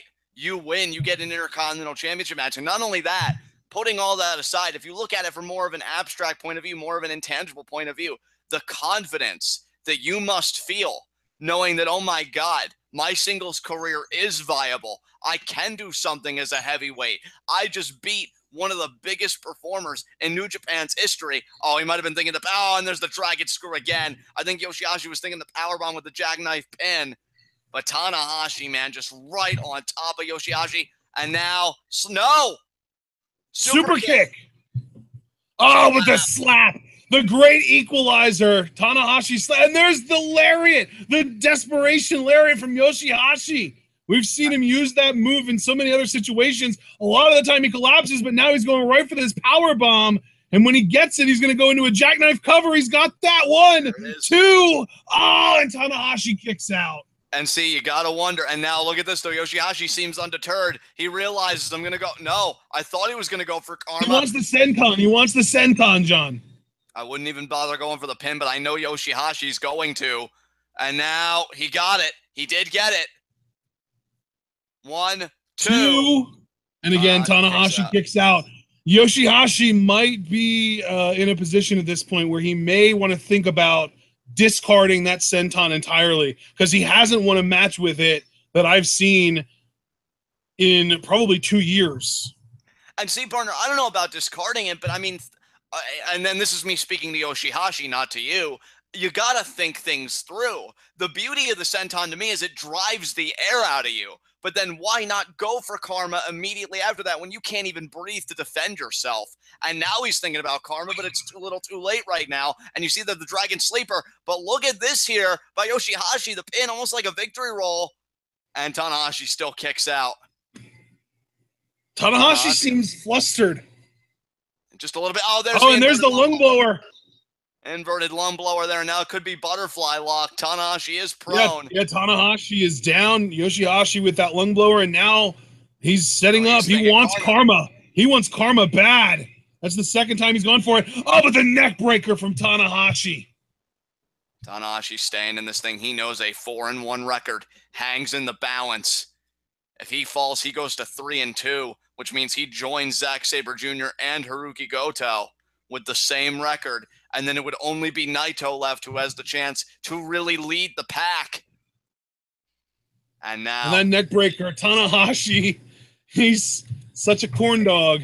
Tanahashi calls that neckbreaker the twist and shout. Oh. Inverted Enziguri. Oh, there's the reverse Enziguri. I went for the Desperation Lariat again. Got the chop. Oh, the chop there from YOSHI-HASHI. And then the super kick. Also, YOSHI-HASHI. And now off the ropes, Sling Blade from Tanahashi. The man is still the man for a reason. And now he's going for high fly flow immediately. This could be the standing variation here. No, that's just the traditional variation. That might be it. That's going to do it there. 2, 3. Wow. Tanahashi is 4-1, guys. That is an amazing record to have, folks. Amazing. And as of right now, because Naito versus Ishii hasn't happened yet, technically right now, Tanahashi is number 1 in the A block. He is winning the block right now. And partner, I mean, I'm guessing this really doesn't surprise either one of us, right? Because it is Tanahashi we're talking about. He's one of the best in New Japan. Like I said, one of the best in the game in general. It's not surprising that he'd be leading the pack like this. Oh, absolutely. He is among the best. He's one of the elite in New Japan, regardless of what Kenny Omega tells you. Kenny Omega is also a part of that group, but really the only other 2 guys that belong in that group right now are Okada and Naito. Yeah. And here's the thing, not to try and denigrate YOSHI-HASHI's efforts, but if you go purely by record, I mean, Ishii is a better opponent than YOSHI-HASHI because Ishii, he is at 500. He too could walk away with a 3-2 record today, and that's who Naito has to face. And say what you will about Ishii, maybe he hasn't had the record that I always expect him to have in a G1, but he's at 500, so it's not like he's a loser, and he has all the motivation to break away and have a winning record and be a leader of the pack. If I'm Naito, I'm not necessarily sweating because I know I can beat Ishii. I can beat anybody in this block, but Ishii is no pushover. I think Naito's going to have a much tougher time than Tanahashi did. And hell, partner, let's be honest, too. You look at the B block, day 8, right? We looked at Elgin versus Omega. How determined was Elgin, to really roar back and to play spoiler for Omega from getting to 4-0 and following Okada? Ishii could be Naito's Elgin tonight, and that's a thought that we do have to keep at the forefront of our minds. Yeah. And actually, I can actually tell you this as well, John. Since you were talking about the G1 records, I'll talk about career records. In YOSHI-HASHI's wrestling career with New Japan, just for New Japan, he is 280, 494, and 2. So he has only won about 36% of his career New Japan matches. Meanwhile, Ishii is 569, 649, and 14. So he's won closer to 46%. So he's won about 10% more of his matches in New Japan than YOSHI-HASHI. So even if you want to just say like, oh, well, G1 is a small sample size, the biggest sample size imaginable, his entire career with New Japan, Ishii is still a more formidable opponent than YOSHI-HASHI. Exactly. And partner, I'm going to put you on the spot. I mean, I know your answer is probably going to be Naito for winning this match, but I mean, I think we can both agree. 4-0, Naito! Yeah, well, I mean, it would be 4-1. 4-0, John. He's 4-0. All right, we're just going to completely disregard that Fale loss then. Okay. As you there see, was no Fale match. That's why he's not 3-1. Or yeah, he's not 3-1. He's 3-0. He's going to go 4-0 today. Your world must be a beautiful place to live in. But regardless, we do have Naito versus Ishii. And again, very interesting breakdown. You have Naito at 3-1 or 3-0 in the eyes of some. And you have Ishii at 500. So if Ishii wins, he pulls himself up by dragging Naito further down. And that just makes the A block fascinating. I mean, if that does happen, you have your clear-cut leader. And that is Tanahashi. And I know a lot of people are going to feel a lot of different ways about that, but it is what it is. And I mean, crabs in a bucket, my friend. Crabs in a bucket. When one of them tries to escape, the ones that are at the bottom of the bucket drag it down with them. Exactly. And folks, I am telling you, get ready for a barn burner here. Because and I can actually tell you as well, John, Ishii and Naito have had 6 career singles matches with each other. Would you like to guess the record? I'm going to say the record is 4-2 in favor of Naito. 3-3, even split down the middle. Holy shit. And the last match they had, Tomohiro Ishii actually beat Naito, and this was 4 weeks ago to the day at the New Japan G1 special in California. Wow. And the most recent match that they had prior to that, Naito beat Ishii at Wrestling Dontaku last year. So I can't even say like, oh, well, even though they've got this record, their record in recent matches is this. Because even if you just look at their last 2 matches, they're still a 50-50 even split down the middle. That's crazy to think about, partner. And I mean, be honest with me. I know you're the Naito fan. You're kind of like the Los Ingobernables de Japón advocate, as I am to Worldwide Underground. Excuse me, correction. I am the Los Ingobernables de Japón advocate. There you go. But knowing that, does it make you sweat bullets at all, knowing that record and knowing that you and I both have admitted we would never want to mess with Ishii in a dark alley? I mean, what's going through your mind right now? Oh, absolutely. I'm horrified, but I'm still... I just love how straight... No, absolutely. I am horrified. No, that is piss running down my right pant leg. What of it? So, no, but I mean, again, though, to be fair, Naito is one of the most capable performers in this entire tournament. So while he does have a roadblock, and in my mind, a roadblock more impressive than YOSHI-HASHI, and we've looked at it from the angle of actual G1 record to overall fight record, as you did a few moments ago, Naito can still beat Ishii. Hell, here's the thing. They may be tied right now, but Naito's still been beaten Ishii 3 times. So if he's beaten him 3 times, he can beat him 4 times. And so I absolutely believe in his capability tonight. So we shall see. I mean, interestingly enough, Naito, I mean, we just talked about, YOSHI-HASHI's won about 36% of his matches in New Japan, and Ishii's won about 46. Naito is actually over 500 in his career in New Japan. He's won 51.63% of his New Japan matches. So immediately you've got to be thinking he's got an edge here. But again, sample size and everything, anything can happen on any given match. So it's really hard to say that, oh, well, Naito's won 5.5% more of his matches in New Japan in his career than Ishii. Therefore, he's winning this one match now. Because at the end of the day, this is still G1. These guys have gone 3-3 against each other, and Ishii is hungry.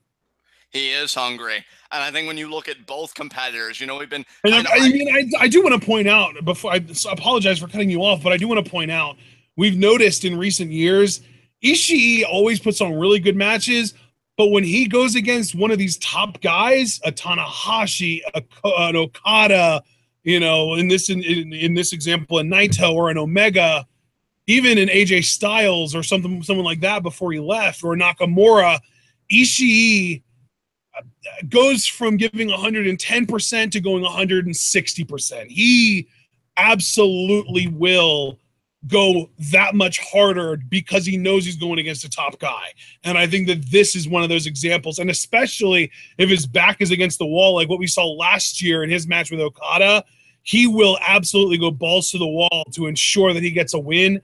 And I think we might get something similar to that here against Naito. I think you're going to see the very best of Ishii tonight. I'm so glad you made that point, partner, because essentially, before you said that, I was going to make somewhat of a similar point that both of these guys are big match competitors, that they know what it means to compete at that higher level against an Okada and Omega, etc.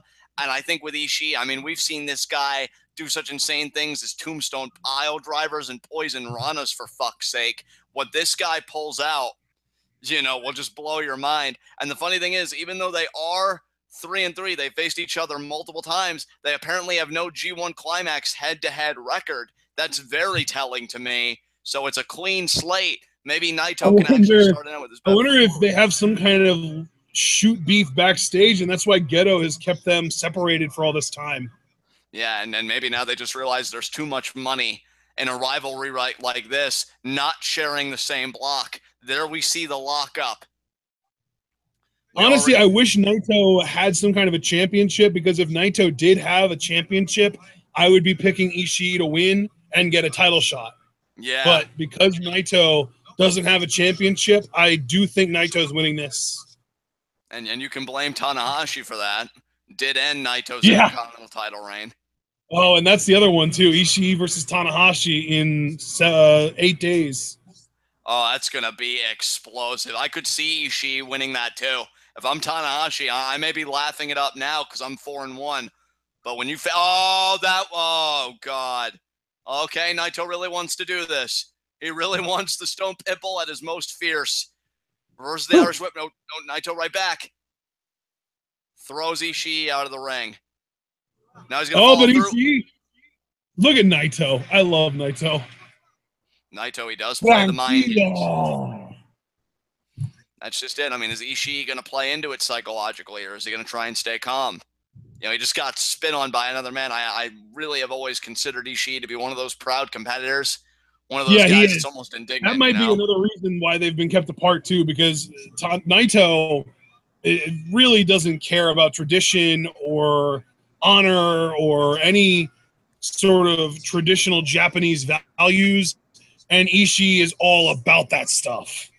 He is. He absolutely is. And you see Naito there, not quite ready to engage a Stone Pitbull. But you know what, though? Again, this is me being more even-handed. You know I'm a huge fan of Ishii, but I have all the respect in the world for Naito. The guy's been setting the wrestling world on fire. He had a personal revolution when he went on his excursion to CMLL, and he came back like this, and his career has never been the same.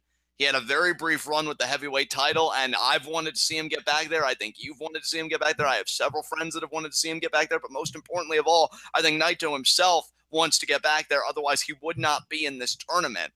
And now you see Naito getting on the apron. And Ishii going to let him come in. And oh, wait a minute here. Oh, that was brilliant. Forearm. That was brilliant. Ishii legitimately backed off and was going to allow Naito to get in the ring, but as soon as he saw Naito turn his back, he charged.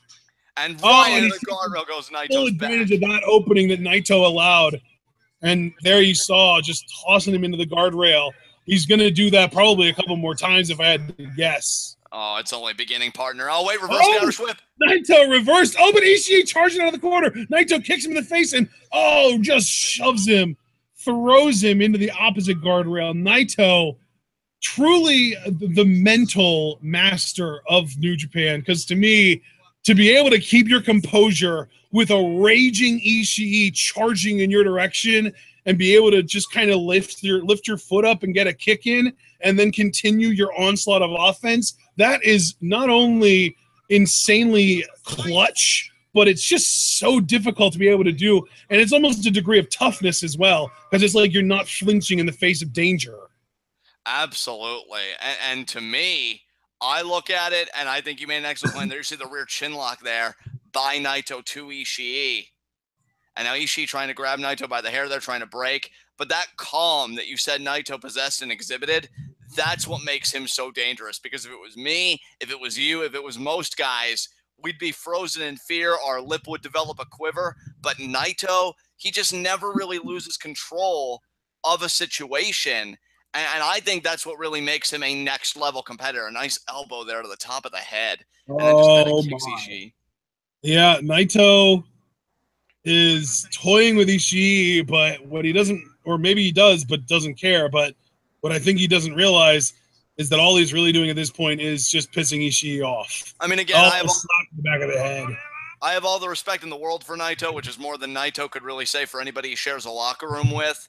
But I see Naito kind of baiting Ishii like this. It makes me think of the movies where the teenage kids are making fun of the neighbor's dog because it's on a leash. And then he breaks that leash one day, and then they realize, oh, shit, he's free, and he's coming for us first. Oh, the chops. And now here's the freedom here of Ishii. Oh, my God. Oh, the chops. Forearm. Naito fighting his way out of the corner. Another chop from Ishii, though. Another 3 chops from Ishii. Oh, but Naito goes for the eyes. Forearms. Oh, he's beating Ishii down now, clubbing the back of the neck.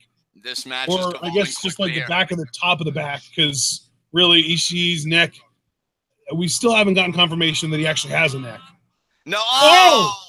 If he does, it's in a lot of pain right now because that was a neck breaker over Naito's knee, hung from the ropes. Exactly. I mean, the positioning was ugly for Ishii.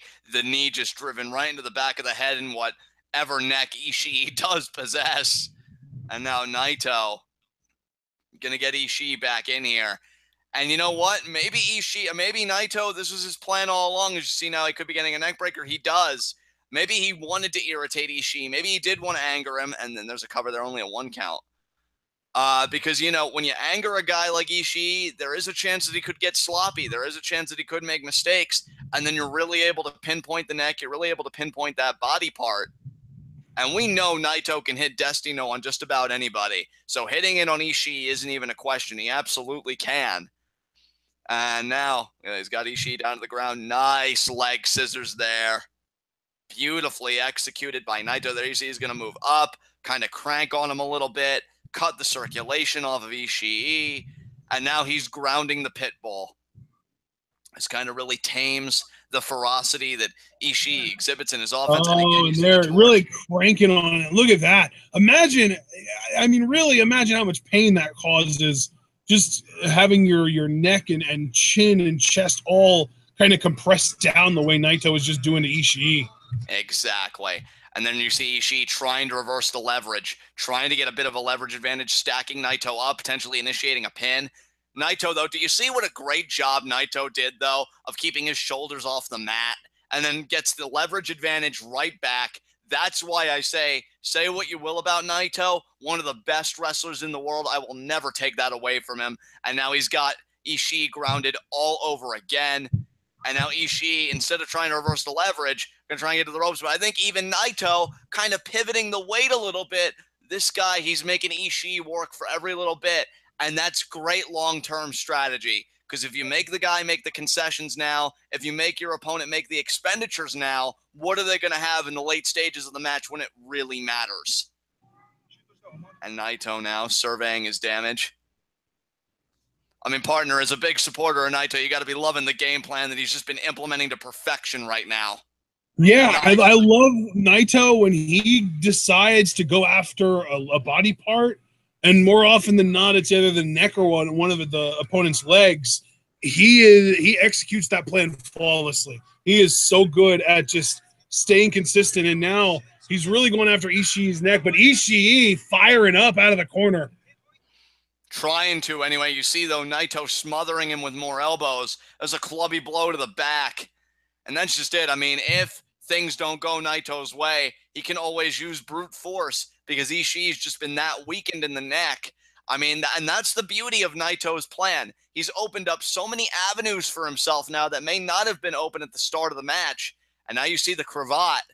He could maybe transition into a snapmare takeover. I don't know what Naito wants to do. There are the body shots there by Ishii. But again, but the elbow to the back. Yeah, Naito continuing work on the upper back and neck. I mean, it's brilliant. It's absolutely brilliant. There's no other word for it. Look, whether you like Naito or you don't, whether you support Ishii or you don't, there's just no denying he is at the mercy of Naito right now. This game plan has been so beautifully executed. Ishii needs to find that opening if he wants to rally back into this match. Reverse the Irish, but I get the boot up there by Naito to the head and to the affected area. And again, he's going to charge. The power slam. Beautiful power slam there by Ishii. He's got to see if he can get back in this here. You know, it's funny, John, because if you think about it, think about Destino. Think about the way that he hits that move. His entire body weight is on the person's head and neck when he slams them down into the mat. Imagine trying to have to resist that with a sore neck. Yeah, exactly. Are you still there, John? I am still here, partner. I was agreeing with your assessment. I thought that was a great point that you made. When you're doing that kind of, oh my God, and Ishii now with the flurry of the forearm headbutt.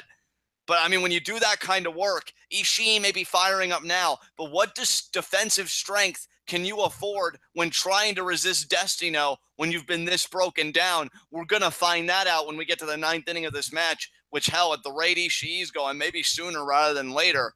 Only time will tell. I love that you called it the 9th inning of this match. I mean, that's just it. I mean, that's when it's really going to matter. I think we are kind of amplifying. Oh, my God. What a Ishii just exploded out of the corner with a shoulder block on Naito. And now he's going to pick Naito up. Could be the brainbuster early here. Thinking brainbuster. He's thinking brainbuster. Oh, no, he went suplex. Okay. I don't know if I agree with that. He got him up and he got a move off. Maybe you should try the brainbuster early. 2. Oh, but Naito, you know, maybe if he would have hit the brainbuster, Naito wouldn't have been able to kick out there. That's true. Maybe you just want to make sure that they are sputtering on their tank and then hit them, because then they'll just be a flailing body doing nothing but eating a 3 count. And now, oh, wait a minute, here could be a backdrop driver here. But Naito, great presence of mind, and again, hammering those forearms in that elbow. Yeah, again, focusing on the neck as well. And another, Oh, look at that, the neck breaker drop kick. That neck has got to be in an immense amount of pain. And Naito is just imagine having to try to resist Naito coming down with his full body weight on your head and neck with Destino. Like, in this condition, I feel like Ishii, if he would even try to resist, it might snap his neck. Oh, and now look at Naito here. He's going to do the leg trip, and what's even worse is that Naito's stomach, or Ishii's stomach is facing the turnbuckle, and there's the drop kick, again to an area that's going to reverberate pain to the neck. That is just brilliant by Naito. And Ishii is just crumpled here. How is Ishii going to get back in this match? I mean, really, how's he going to get back in this match? But also, how is he going to deliver the offense that he needs to deliver with the full brunt that he needs to put into it in order for it to be effective? I mean, he's throwing back elbows, but how do you throw like a fully powered up forearm or lariat with a bad neck? I don't know. Counter the DDT. Oh, he went behind there. German suplex. There. That was really nice. He muscled through that German partner. He knew Naito wasn't going to let him get it off easy. So Ishii muscled through it. He had no qualms about doing that. But I'll tell you, this to me is still Naito's match right now. Ishii did get one offensive maneuver. I feel like it was a big maneuver. It was a start potentially of something bigger. But Ishii's got to capitalize. And again, Naito just spits on Ishii. Look at Ishii's face. Oh, he's disgusted right now. Yep. I don't know if that was smart by Naito. You had the match. I don't know if you noticed there, but Naito just threw 3 forearms and then gave Ishii a nod like, come on, man, it's your turn. Do something. And Ishii's just, I've never seen Ishii stare at a guy. He wants Ishii to return fire here. He's waiting for it. There's a forearm. Oh, my God. And then the lariat into the corner. Jesus. It's almost like Ishii was only staring at Naito because he said, you want it? You sure you want it? Because when I give it to you, there's no coming back. And then that happened. Oh, my God, that lariat in the corner. And now Ishii could be thinking of that step-off superplex. Yep, good call. Oh, my God. He just muscled through Naito like nothing. That forearm was insane. And now the body shots here. Naito's still cognizant enough to play defense. And now, oh my God. Oh, what is this? Is he going to powerbomb him here? No, another neck breaker. Oh, my God. What? Naito, you are relentless. And now, the German. And, it was a high-angle German, too, so he dropped him right on his neck. And Ishii still kicks out, but partner, how brilliant was that by Naito? You slide out from your opponent. He's high up, which means more momentum crashing down. And again, you focus on the head and neck. He could have done a back superplex. He could have done a power bomb, but instead he opted for a maneuver that would maximize all the work he's been doing. And now he may be thinking of a dragon suplex. Oh, man. What move does more damage to the neck than a dragon suplex? Oh, there was a top to the throat. Oh, my God, and Naito collapsed. You could see him struggling to breathe. And now Ishii, off the ropes. Forearm! Yes! The forearm off the ropes from Naito. And now Dragon Suplex Bridge. Beautiful 1, bridge. 2, and Ishii kicks out. That bridge was utter perfection. You couldn't have asked for better. And now Naito has got to be thinking. It was executed by perfection. Exactly. And now he's thinking Destino, but partner. No, he's not. He's thinking Gloria. He's thinking Gloria, but Ishii with the counter. He went for the Enziguri and missed. Naito. Oh, you got lariated. Oh, and the German from Ishii. He released it, though. German. Again, like you mentioned the other day, the release does more damage, even though it doesn't translate directly into a quick pin. And Ishii just threw Naito on the back of his neck. What a match we are seeing here today. Main eventing day 9 of the G1 Climax.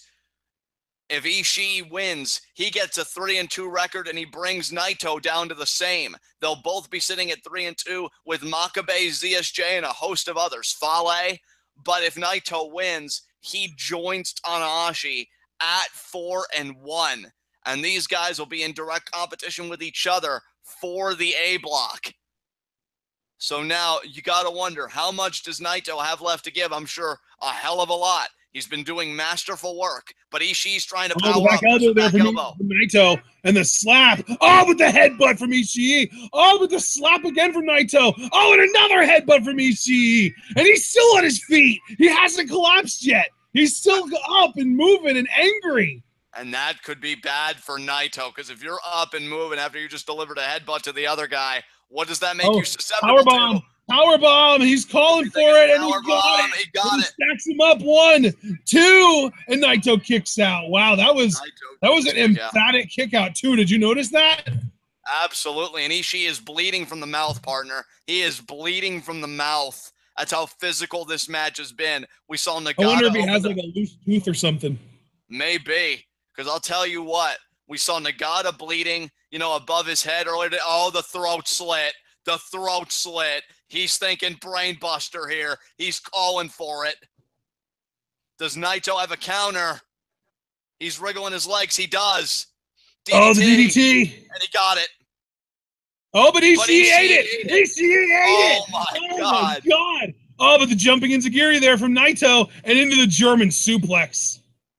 Yeah, beautiful Ishii did not eat that. I thought Ishii might eat it, but he did not. He did not. Oh, my God. I still can't believe he ate that DDT. He got spiked on his head, and he still had more to give. Mother of God, what is Ishii made of? But I will say this, Naito's still going, and that's the important thing here. He knows 4-1 hangs in the balance. He wants the record. He can taste it. He's right there. He's just got to put a stone pitbull down to do it. A feat that's been done twice already in this tournament, but it doesn't make it, in my mind, Ashton, any easier. He needs Destino, and he might be thinking about it here. Ishii on spaghetti legs here. Naito cognizant. He charges. Oh! Destino. No. Ishii power through. What's Ishii thinking about? Oh, my God. A neck breaker of his own, maybe. Neck breaker of his own there. Keeps it applied. And then, there's Destino. Is that going to be it? That might do it. 2. No, that's not it. Ishii kicked out. But if I'm Naito, though, I stay right on him. Once you hit one Destino, we've seen so many guys be susceptible to a second one, and that could be what Naito's thinking here. Ishii went for the lariat. There's the jump Enziguri. No way is Ishii keeping himself alive here. No freaking way. That Enziguri. Because, brother, we've called so many matches now in this tournament. This is Naito's 5th tournament match. You know as well as I do. He hits the one kind of Destino light. 9 times out of 10, he gets the proper Destino immediately after the fact. But Ishii was saying, I am that one. I am that one with a counter today. And now he's pulling himself up. He's bleeding from the mouth. The stone pimples in the fight. And, he could be thinking lariat here. He might be going for that sweeping low-angle lariat, too. Oh, no, Naito's on his feet. But there's the left arm lariat there from Ishii. Oh, and the falling forward wheel kick there from Naito. Naito ducks the lariat attempt. He goes for a Destino. That's going to be. Oh my God! Right now! No freaking way! He ate it! Larry, are you kidding me? 1, 2, Naito my out! God! Oh my God! Oh, Ishii's fired. Do you see him banging his own head against the canvas? What the fuck is this man made of? He's going for the Brain Buster! He's going for it! Naito with the knee to the head! Knee to the head! Oh my God! Falls He's into the cover. Pin. 2! Oh, and Naito gets on that as well! And just a kick out. What the fuck is Ishii made of? I have never been more terrified of this man than I am right now. Which speaks volumes, because we've been talking about how terrified we are of him for years now. And now Ishii, he's got him up! He's got him up! Brainbuster! Brainbuster! That could be it! Way. That could be it! 1, 2, 3! Ishii wins! Oh my God! Welcome to the most terrifying experience of your life, Tetsuya Naito. Because holy shit, a pit bull that bled from the mouth, a pit bull that had his neck worked over for what felt like 15 to 20 minutes, still had enough to eat your best shot and incur upon you one of his own. Holy mother of God, I have never seen anything like that in my life. Holy shit. Brother, you said it. You said it. It was your own words right here at this announce desk. You said that when Ishii faces the best of the best, we see another side of him. Have you ever in your life seen one man eat the best shot of another man like Ishii ate that Destino? Never in my life have I seen anything even close to that. You've got to be fucking kidding me. You've got to be fucking kidding me. I have never... 3-2. Ishii's back in it.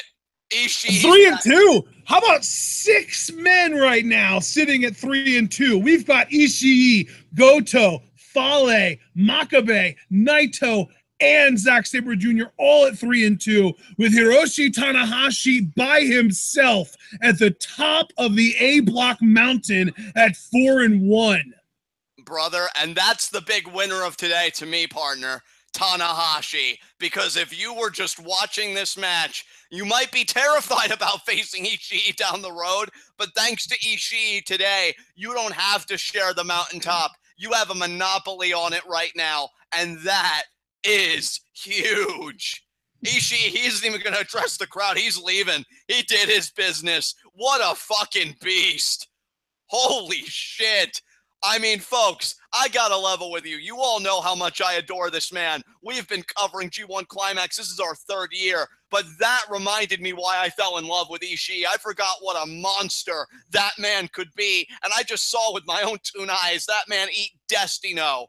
I cannot believe this. I cannot believe this. That was unbelievable. And I mean, yeah, Tanahashi is leading, but partner, all it takes is 1 loss and any of the swarm of 3-2 people to win, and you've got like a clusterfuck all over again. Unbelievable day 9. Unbelievable. I've got to record these results in all my excitement. I haven't done that yet.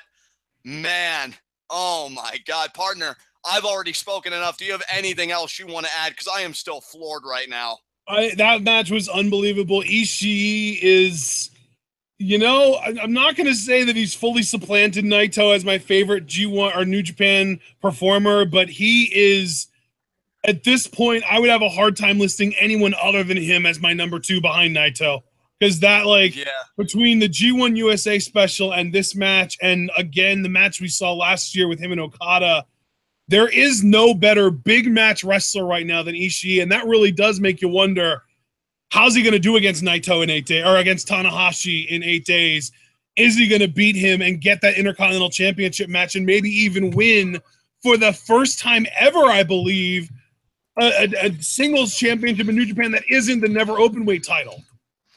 And that's just it. I mean, we've talked about the career of Tomohiro Ishii. We've said he's never been Intercontinental Champion. He's never been World Champion. And I know me especially, I have come up on this pulpit and I have said time after time after time after time that he has all the tools to be the man. He has all the tools to win the top prize or the Intercontinental title, which could be the same thing depending on whatever era you find yourself in. And this win tonight, Ishii may be more determined than ever to win the block and take it all the way this year, because while Tanahashi may be in the lead, if I'm Tanahashi, I have two thoughts that are concurrent with each other. One, thank you, Ishii, for making me the clear leader. And my God, I dread facing you down the road, because Tanahashi's number has yet to be called. And let me tell you something, he can beat Tanahashi. I'm convinced. That convinced me that Ishii could win the rest of his goddamn matches in this block, and I wouldn't bat an eye. Unbelievable, folks. What a way to end day 9. Partner, if I was to say anything else, I'd start getting redundant. I can't believe this. So I guess you can take us home. Ishii, Naito, and a plethora of others at 3-2. Tanahashi stands alone, folks, at 4-1. And we'll see you for day 10 tomorrow at the same time. We go back to the B block. But, man, I got to catch my breath, man, so you take us home. Yeah, I mean, you did mention that we had Tanahashi on his own at 4-1 and then 6 guys at 3-2. I already listed them off. But we haven't mentioned is that we've got Ibushi by himself at 2-3, YOSHI-HASHI by himself at 1-4, and sadly, Yuji Nagata all by himself at the bottom of this tier, 0-5. Unfortunate for Nagata, but I'm not convinced yet that he's going to go 0-9. I think he will get a big win. Maybe at the Sumo Hall, we'll see how that works out. But for now, we've got day 10 tomorrow already. We have to pull ourselves together from today's amazing matches and that ridiculous main event and get ready, because tomorrow we've got Omega Kojima, Okada Robinson, Elgin Sonata, Suzuki Tamatonga, and Evil Toru Yano. Should be a very fun day. I'm very curious how Suzuki, Okada, and Omega are going to perform. Those are the 3 guys that I'm following with the greatest amount of interest. That'll be day 10. Again, guys, we are barreling through this tournament. I honestly can't believe we're already at day 10 already. But, partner, man, what a day. And I guess we'll just see all you guys then. It's funny because the final 2 days of B block competition include Okada versus Suzuki and Okada versus Omega. So those are going to be absolutely crazy. But for now, we do have those 5 matches I already listed. Tomorrow, we'll see you guys at the exact same time. Before you leave, remember to like the video, subscribe to the channel for notifications, and then a little bell icon will pop up. You get notifications by clicking that and making sure that you check the little box that pops up. Leave a comment on your thoughts on this show and our future shows. Once this video is done processing, support us on Patreon. It's only $3 a month, and you get access to the official Patreon or TwitWow patron Discord. If you are interested in a TwitWow, Scum Squad, or off-brand Kevin Owens t-shirt, you can check out our Teespring store. Follow us both on Twitter, like our Facebook, check out the TwitWow subreddit. And with all that being said, we will see you all tomorrow afternoon at the same time, 3 p.m. Eastern Time, for G1 Climax 27, Day 10 English commentary. It's going to be a ton of fun. Stay tuned.